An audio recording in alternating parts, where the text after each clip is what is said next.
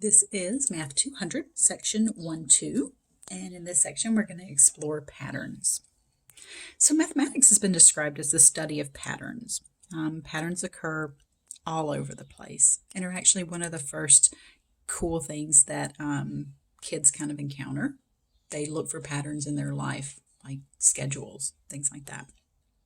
There's two types of reasonings that we're going to use. Inductive reasoning is drawing conclusions based on collected data and observed patterns. They may not always be true. Right? Deductive reasoning is using proven facts and logic to validate an argument. So let me show you the difference here. If you were to say, well, 0 squared is 0 and 1 squared is 1, and you said, oh, well, by looking at this pattern, any number squared must be itself. Well, we know that's not true. But that's inductive reasoning. It's looking at a few examples and making a generalization.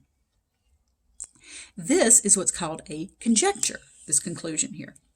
A conjecture can be proved by deductive reasoning, or it can be disproved by what's called a counterexample. And that's exactly what it sounds like. It's an example counter to the conjecture. Well, we can easily find a counterexample for this, right? If I told you, hey, any number squared is itself, and you're like, nuh-uh. I was like, give me an example. You would say, I don't know, 4 squared is 16. Done. Now, how many counterexamples do you need? Do you need to say, well, 3 squared is 9, and 5 squared is 25? And no, it only takes one counterexample to disprove this conjecture that any number squared is itself, because any is a pretty strong word. Now, this one's a little messier here. This is inductive reasoning at work, and this one looks pretty convincing. Okay, look at the pattern. 1 plus 0 times 9, that's not a decimal point, that's times, is 1. 2 plus 1 times 9 is 11. 3 plus 12 times 9 is 111. So look at the pattern here. 1 through 11, 0, 1, 1, 2, 1, 2, 3, 1, 2, 3, 4, 1, 2, 3, 4, 5, all the way up, right? That's pretty darn convincing. And you know what? I think somewhere around 8 or 7, I would have been like, yeah, I'm feeling pretty good about this. But seeing how this pattern's emerging here, I had a feeling that it was gonna, fail somewhere around 10 and 11 in there. And sure enough, that's where it happened. 11 plus 1, 2, 3, 4, 5, 6, 7, 8, 9, 10 times 9 broke that pattern. So this is your counterexample. If you were to assume that this pattern always works, that's using the inductive reasoning and making a conjecture. But this right here would be your counterexamples showing that that conjecture is false.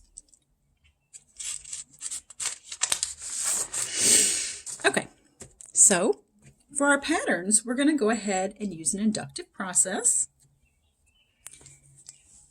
So let's find the next two terms. So that means we're going to, based off of the pattern that's established, let's find the next two terms. Now, the pattern does have to work throughout the sequence. You cannot just establish a pattern based off of, two terms. You can't just ignore whatever's happening back here and just say, oh, that says 10, 11, so it must be 12, 13. Right? So you do need to use the entire thing. So pause the video, see if you can find the next two terms in these patterns. I hope you paused the video. You're not just, watching, because you do actually have to participate here for this to kind of sink in, and for it to be interesting. If you're just like watching this and chilling out and stuff, like this is some kind of relaxing ASMR video, then you're not going to learn as much. So I hope you are actively participating, just like you would in class. Okay, so what's the pattern here? We'll see, from 1 to 5. We had to add 4, and then from 5 to 9, we had to add 4, and then 9 to 13, we had to add 4. So, kind of makes sense inductively here. 13 plus 4 is 17, and then 17 plus 4 is 21. Okay. Our next one, 4, 9, 14, 19. Now you may say, hey, the ones digit's always 4, 9. So the next one's going to be what? Instead of 1, 1 for your tens digits, it would be 2, 2. So 2, 4, 2, 9. So you could look at it as that pattern. Or you could look at it in a similar pattern as the first one, that we're adding 5 each time.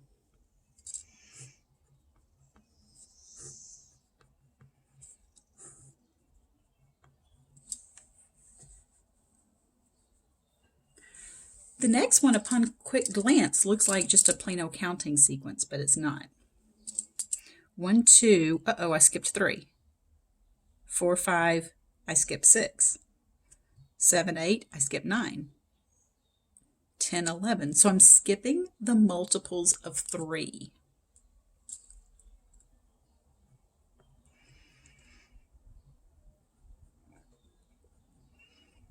So 3, 6, 9, 12, 15, 18, so on. So 10, 11, skip that multiple of 3, which would be 12. So the next number then is going to be 13, and then 14. Then we would skip 15. Now, if you looked at it instead of saying multiples of 3, if you're like, okay, well, I just skipped every third number, that's okay too. All right, what about this one? 3, 9, 27, 81. So see, that's adding 6, and that's adding a whole bunch, not 6, and that's adding a whole bunch more, so it doesn't seem to be some kind of an adding sequence. It's a multiplication sequence. From 3 to 9, you multiply by 3. 9 to 27, you multiply by 3. 27 to 81, you multiply by 3. So we're going to multiply by 3. So 81 times 3, duh, 243. As soon as I hit the button, I realized it, but I could have done that one in my head. Because, right, 24 and 3. And then 243 times 3 is 729. We're going to learn later in this section what these types of sequences are called. So these addition and these multiplicative sequences actually have a name. Okay, what about this one? There's a couple of different patterns that you might have found in there. You might have found that from here to here, you add 3. From 4 to 9, you add 5. 9 to 16, you add 7. 16 to 25, you add 9. So you may have seen a pattern in what you add, right? The odd numbers. So the next one would be 11, and then 13. So 25 plus 11 would be 36. 36 plus 13 would be 49. Now, what is another pattern? So if this is the pattern that you found, there is another one. These are the perfect squares. 1 squared, 2 squared, 3 squared, 4 squared, 5 squared, 6 squared, 7 squared.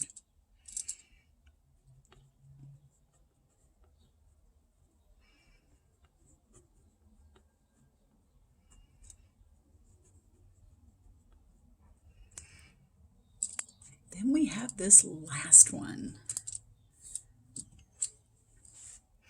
So we got to figure out, you might be inclined to look for some kind of pattern in the numbers, like say is there a pattern in the top left, or is there a pattern in the top right? And I'll tell you that this one's kind of challenging, okay? But I've seen this one, ones like this kind of show up in elementary books, like 4th, 5th grade, as challenge problems. So look what happens. 3 times 2 is 6. 5 times 1 is 5.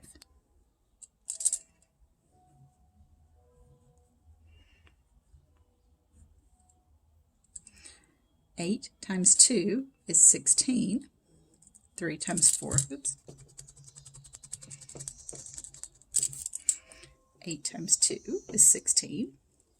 3 times 4 is 12. 7 times 3 is 21. 6 times 2 is 12. 4 times 10 is 40. 2 times 8 is 16.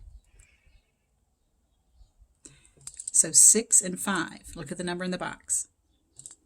16 and 12. 21 and 12. It's subtraction. This is 6 minus 5, which is 1. This is 16, excuse me, minus 12 is 4. 21 minus 12 is 9. So this one's going to be 40 minus 16, which is how much? That's 24. So that number in there is going to be 24. So this one's pretty challenging.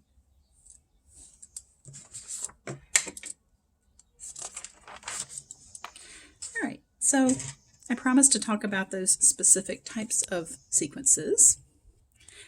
The first kind we're going to talk about is when the same fixed number is always added to the sequence. That's what's called an arithmetic sequence, not the word arithmetic. That was pronounced arithmetic. An arithmetic sequence is formed by adding the same fixed number, called the common difference, to each term to obtain the next term. So, for instance, remember this one? We had to add 5 each time. So what I did was I started with a with a little subscript of 1.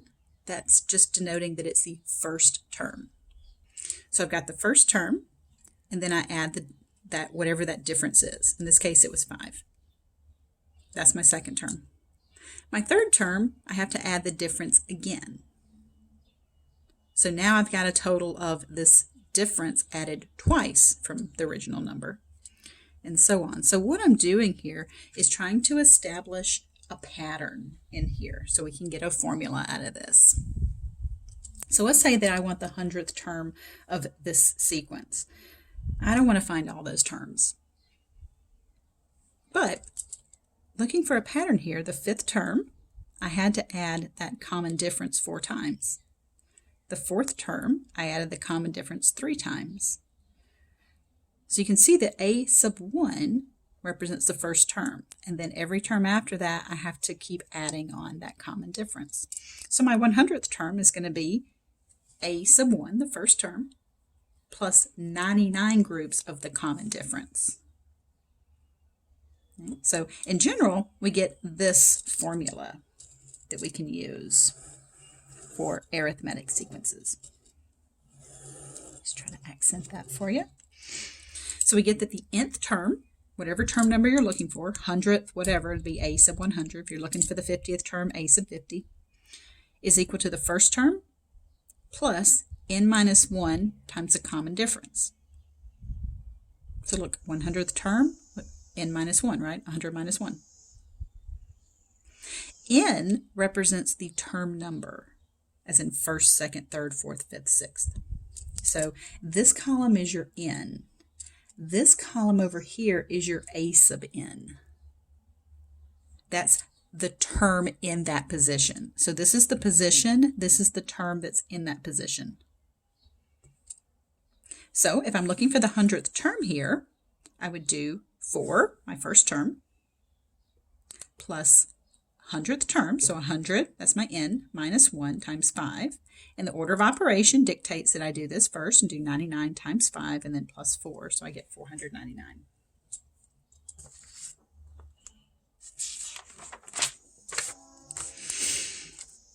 All right, so how many terms are in that arithmetic sequence? I do not want you to list them all out and count them, and this ... does mean something. You cannot just say it's 1, 2, 3, 4, 5 terms. So this means that the pattern continues until the term that is 353.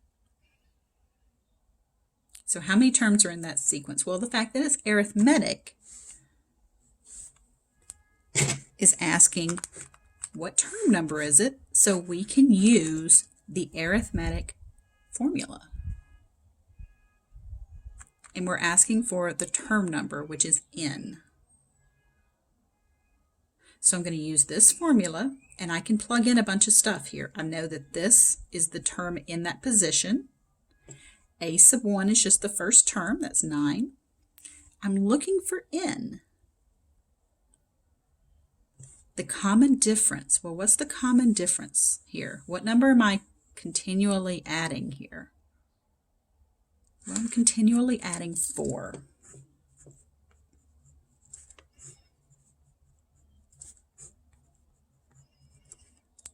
Okay, so that's what my common difference is.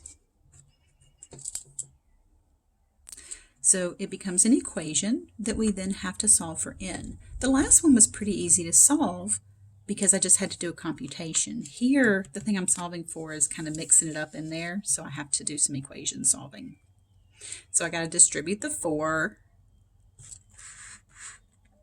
Right, so I get 4n minus 4. I got to combine some like terms that are on the same side already. 9 minus 4 is 5. I'm going to subtract 5 from both sides. So that 5 goes away. That gives me 348 equals 4n. Now that's multiplication. That's smushing right there. If you want the super sexy math word, that's called juxtaposition. Throw that bad boy down on the Scrabble board and then just walk away like a boss. So that's multiplication. That means you have to undo it with division. So I divide both sides by 4. So remember, that's division. It looks like a fraction, smells like a fraction to the casual observer. They think it's a fraction. It's division.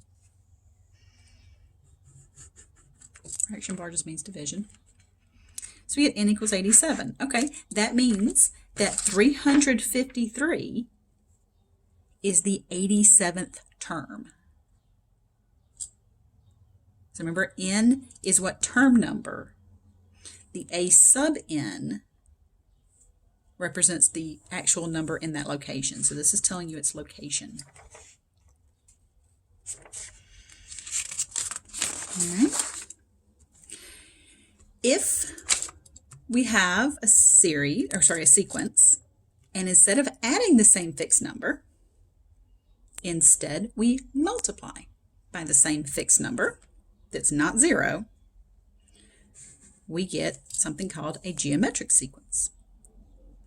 Now, the common thing here is not a common difference. It was called a difference before because I was continually adding the same number. So you could always find that number with subtraction.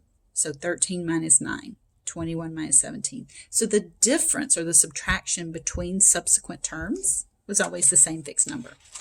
Here, the quotient between successive terms is the same. It's called the common ratio. So back in example 1, we did a sequence like this where you had to multiply by 3. This is what's called a geometric sequence, and that common ratio meaning division, that common ratio is 3. So let's do this. Pause the video, and I want you to identify each one of these as arithmetic, that's adding the same fixed number, geometric, multiplying by the same fixed number, or neither. You don't have to be either one. So pause the video and see if you can identify these. See if you can find the pattern that's in here and identify it as arithmetic, geometric, or neither. Okay, so looking at this first one, looks like to get from 18 to 30, we would add 12. Then 30 to 42, also 12. 42 to 54, also 12. So adding the same fixed number makes this an arithmetic sequence. And that common difference for that arithmetic sequence is 12. All right, next up, let's see, from 1 to 3, we would add 2. From 3 to 6, we would add 3. 6 to 10, we're going to add 4. So there's definitely a pattern here, but because it's not the same fixed number that we're adding, this is not arithmetic. So while there is a pattern in what we're adding, it's not the same number. Okay, so this is neither. In order to be geometric, it would have to be multiplied by the same fixed number. Okay, so speaking of geometric, from there to there, we would have to multiply by -2. Oops. Don't know why I wrote 3 right there. We would multiply by -2. Again, multiply by -2. So this one is geometric, and my common ratio is -2. You can have, for the common difference, you can have positive, negative, fraction, 0. For geometric, you can have positive, negative, fractions. You can't have 0 for an r, though. This r is found by taking the division of subsequent terms, adjacent terms here. So there's no way that you're going to be able, if r is 0, then look, I'm multiplying by 0 each time. So I'm just getting -3, 0, 0, 0, 0, 0. And the quotient of subsequent terms then would be 0 divided by 0, which is indeterminate. So we're not going to have a 0 with geometric stuff. This one's kind of tricky, because you might look at this and say, well, it's arithmetic because I'm adding the same fixed number each time, right? Oops. Say, well, it's arithmetic and my common difference is 0. But wait, there's more. It's also geometric, right? You can look at this as geometric as well. With a common ratio, what are you multiplying by over and over again? 1. So a constant sequence like this is both. So that's the only time that you're going to encounter something that's both arithmetic and geometric. So I wanted to throw that little special case in there. I know it's kind of unfair because I said arithmetic, geometric, or neither. I didn't put both in there, but okay, and now the fractions. If you're struggling with the fractions and determining if, it's arithmetic or geometric, this calculator is pretty awesome when it comes to fractions. You've got this little N over D button here. So if this is arithmetic, the common difference would be the same. That means that taking 3/8 minus 1/2, so let's do 3/8 minus 1/2, we get -1/8. Okay, so that must mean if I subtract 9/32 minus 3/8, I should get the same number if it's arithmetic, and it's not. So this is not arithmetic. If it's geometric, then 3/8 divided by 1/2, that's 3/4. 9/32 divided by 3/8 is 3/4. Now we're talking. So the quotient of these adjacent terms is the same fixed number. So each time I'm multiplying by 3/4. So this is a geometric sequence, and R is 3/4. Now, upon closer inspection, you might be able to see that, right? 1, 3, 9, 27, 2, 8, 32, 128. You might be able to see that. All right. So, doing the same thing again. Let's see if this is going to be arithmetic. So, let's take 7/4 minus 3/2. We get 1/4. Then let's take 2 minus 7/4. Also 1/4. Okay. So that looks like it's going to be arithmetic with a common difference of 1/4. So maybe we should check that. This one was a little easier to multiply, right? Multiplying fractions is a lot easier than adding or subtracting them. So let's just check out that, because I've only checked out just, a couple of terms here. So we probably should verify that 9/4 minus 2 Oh, yep, it also has that common difference of 1/4. Now look, if you look really closely here, if I had not reduced the fractions here, look at what I would have had. This I could have written as 6/4, because that's 3/2, 7/4, 8/4, that's the same thing as 2, 9/4. So it actually would have been easier to spot if I hadn't reduced those. Now it's a little easier to see that common difference is 1/4. Okay, this next one is kind of tricky. I made that one kind of tough. I don't know if you can see what the pattern is, but it kind of looks like, all right, so I'm adding 3, and then I'm adding 2, and then I'm adding 2, and then 1, 1, 2, 2. It's kind of erratic. So even if you don't know what the pattern is, you can at least tell that it's neither arithmetic nor geometric, right? You can tell that I'm not adding the same fixed number, nor am I multiplying by the same fixed number. Incidentally, this one, I'm skipping the primes. That's the pattern. I'm skipping the prime numbers, just in case you were wondering what the pattern was in there. All right, and then lastly, you have this one. Now, from 9 to 7, you have to subtract 2. And then 7 to 5, you subtract 2. 5 to 3, you subtract 2. So it's a subtraction sequence. So does that make it arithmetic, geometric, or neither? That makes it arithmetic. And that means its common difference, the number you're consistently adding, is -2. Remember how I said your difference can be positive, negative, 0, fraction? Yeah. So if you're subtracting the same fixed number, you can look at it as addition of the negative. All right, let's look at some other types of sequences. These are what's called figurate numbers. They are the triangular numbers and the square numbers. You're probably more familiar with the square numbers, right? The perfect squares, like 1 squared, 2 squared, 3 squared, 4 squared. But have you ever noticed that we call those squares, this little exponent of 2?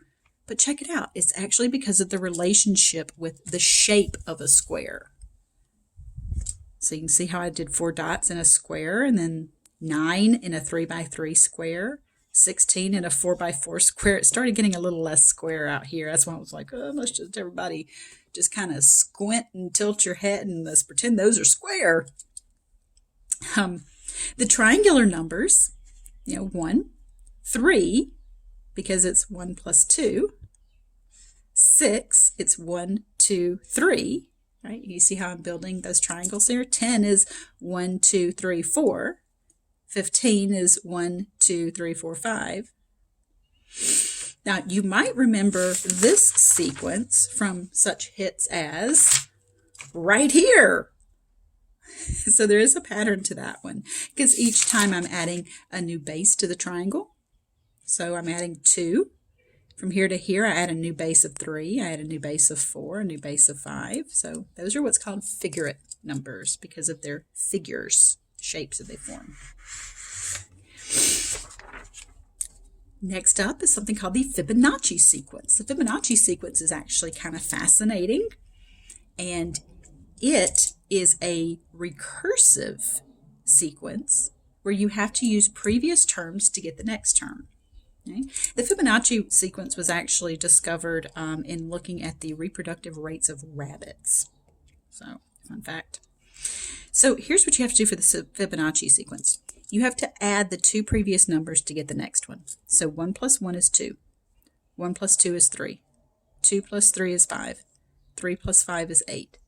5 plus 8 is 13. 8 plus 13 is 21. So the next number in the sequence would be 13 plus 21, which is 34. Any sequence that's said to be Fibonacci-like means that you do this same technique of adding the 2 previous terms to get the next term. Okay, so let's see, a little bit more. The finite difference method. That's all about looking for patterns in the differences. So looking at 3, 6, 13, 24, 39. So you start like, okay, from there to there, I have to add 3. From there to there, I got to add 7. From there to there, I have to add 11, 15, and then what? So maybe you can see a pattern in here, maybe you can't. So what the finite difference method is it takes it a step further and helps you find a pattern within the pattern. So maybe you can see here that those are differing by 4. So I just went ahead and drew that pattern in. So that means my next number is going to be 15 plus 4, which is 19. So 39 plus 19, let's see, 39, 49, 59, so 58. So I just added 20 and then subtracted 1. Okay. The next number here is going to be 19 plus 4, which is 23. So I got to do 58 plus 23, so that's what, 50 and 20, 70, and then 11, so 81. Now, if you wanted to skip this step and you can see the pattern within here, that's awesome. You don't have to do this. I just wanted to show you that kind of stacking of differences. Now, this next one has a whole lot of stuff going on. It's pretty intimidating, looking here. So we get our differences here is 4, 9, 16, 25, 36. Now, maybe you recognize those numbers. Those are figurate numbers. Those are the perfect squares. But if you don't recognize them as such, you may see that there is a pattern within here of odd numbers. So you say, oh, okay, well, that's a pattern of 2 down here. So that's 11 plus 2 is 13. So this next number out here would be 49. Now, if you can see this without doing the pink or the purple, that's awesome. All right, so then I've got to add 91 plus 49. So let's see, 90 and 40 is 130. So it'd be 140 because it's 130 plus 10. All right, and then the next number here. Now, if you do these as perfect squares, 2 squared, 3 squared, 4, 5, 6, 7, 8 squared, it's going to make that 64. If you don't see that pattern, the next number is 15 because that's going to differ by 2. All right, so then 140 plus 64, well, see, 140 plus 60 would be 200, and then 4 more would be 204. Okay, let's find the 250th triangular number. This is going to utilize some of the stuff that we have done so far. So these are the triangular numbers. So let's look at a pattern, one of the problem-solving techniques. The first triangular number is 1. The second triangular number is 3, and it comes from 1 on the top and then 2 on the bottom. The third triangular number, 6, comes from 1 on the top, 2 in the next line, 3 in the next line. So take a good look at this. See if you can find the pattern and see what we're going to have to do to find the 250th triangular number.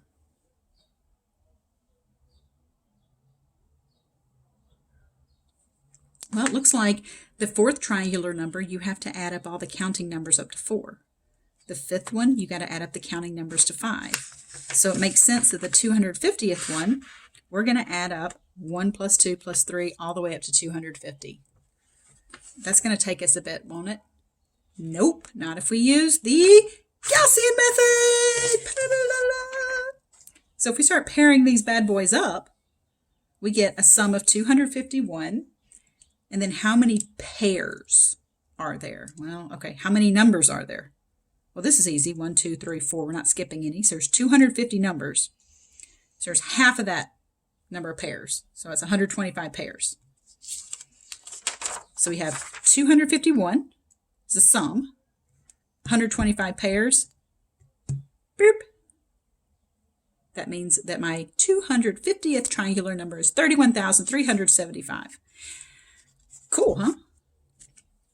Now, notice that these triangular numbers is not an arithmetic sequence, so I cannot use this formula on there. Now, this one turned out to be an arithmetic sequence, so I could use the that Gaussian method. So we can only use the Gaussian method on any arithmetic sequence. Now, this one itself is not arithmetic, so I can't use that a sub n formula there. All right, that concludes section 1-2.